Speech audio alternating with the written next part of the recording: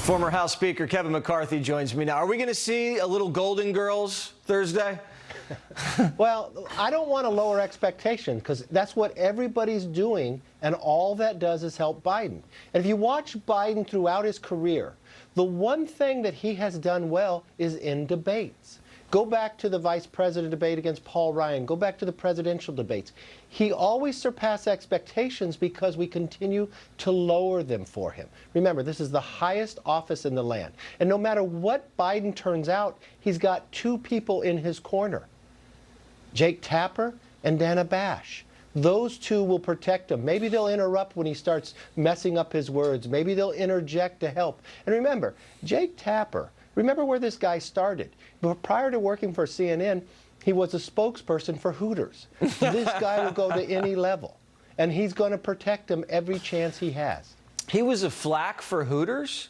He worked for a PR company, and he was the spokesperson for Hooters. So he hates if anyone ever says that. He was putting out press releases. Don't put that on national TV, Jesse. He won't like that. Okay, we don't want to mention. And he only liked it for the wings. Yes. Only for the wings. Do you have any funny stories about Joe Biden behind the scenes? Because the last time you told a doozy, McCarthy, that story went everywhere. Do you know about Biden at Camp David? Apparently he's eating lasagna every night. Look, I've been fortunate to be to Camp David a number of times, and this is where I'm concerned. He is taking this serious. He has spent 1 week at Camp David only focused on debates. People are throwing questions at him left and right.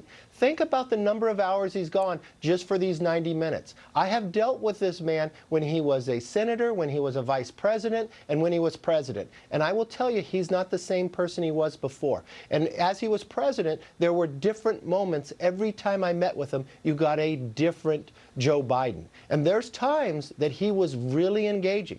I remember talking to him with Air Force One, coming back from a G7 meeting, and he could tell me all the different meetings he had. He was fully engaged, and the next day I met with him, and it was a totally different Joe Biden, talking off cards.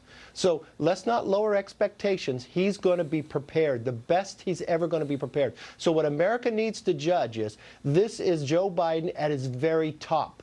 Not where he could be president on October 7th when Israel gets attacked and he's got to put a lid on it. This is Joe Biden preparing for an entire week for 90 minutes. So this could be the very best he's ever going to be. You're not saying Jesse Watters Primetime's responsible for lowering expectations. You would never say that, because we would never do something so reckless and irresponsible. No, it's the same advice I gave to President Trump. Let's not, I mean, we have kept lowering, MSNBC is doing this. They're lowering expectations where if he just walks to the podium and he's there for 90 minutes, somehow people say, see, he did great. I know. I should lower expectations for myself. Seems to work. That's hard to do. Thank you, Kevin. Have a good night. All right.